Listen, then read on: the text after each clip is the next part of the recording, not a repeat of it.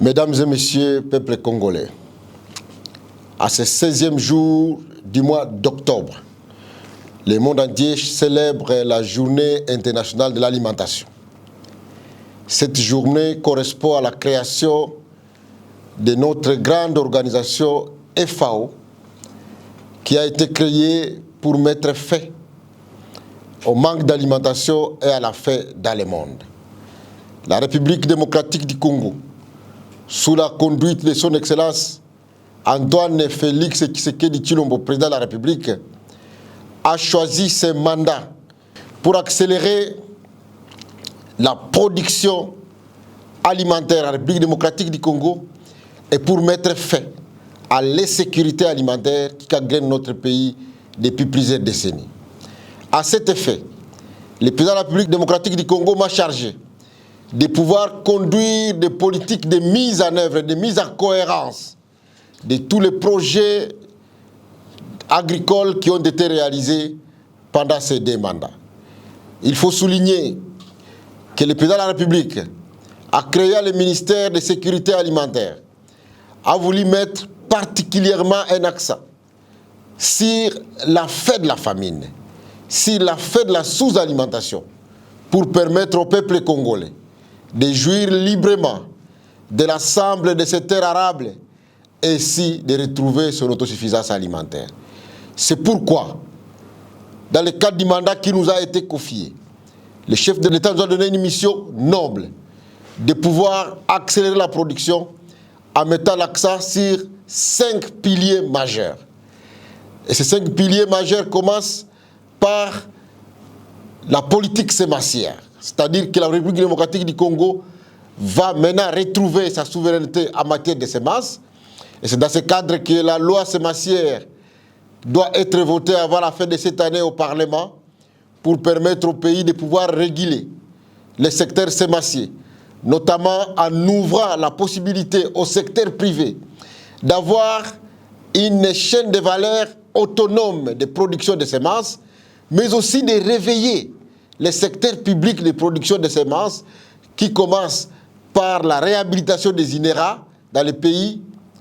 la réhabilitation des SENASEM pour le contrôle de la qualité des semences, mais aussi la mise en place, là où ça n'existe plus, des CAPSA pour nous rassurer de la disponibilité, de l'accessibilité et de l'utilité des semences améliorées dans tous les pays. Le deuxième pilier, c'est le pilier des intrants agricoles, notamment les fertilisants et les pesticides. Le chef de l'État m'a demandé de pouvoir créer les conditions pour que des entreprises fabriquent des fertilisants, c'est-à-dire les engrais et les pesticides en République démocratique du Congo qui correspondent à notre sol, qui correspondent aux menaces de nos cultures pour que nous puissions avoir une souveraineté en matière de fourniture des intrants. Le troisième pilier qui nous a été confié, c'est celui d'accélérer la production. Et je voudrais bien vous dire que dans la stratégie d'accélération de la production agricole, le chef de l'État nous a ordonné de pouvoir travailler d'abord sur les petits producteurs dans tous les pays, mais aussi d'avoir des politiques spécifiques pour appuyer les grands producteurs. C'est dans ce cadre-là que des aménagements ont été faits dans le cadre de la révision du code agricole pour que notre secteur agricole puisse être le plus attractif possible. Et donc cela nous permettra d'avoir à côté des secteurs agricoles, des producteurs, des plus grands producteurs, avoir aussi des producteurs de petits calibres. L'autre pilier, le quatrième, c'est le pilier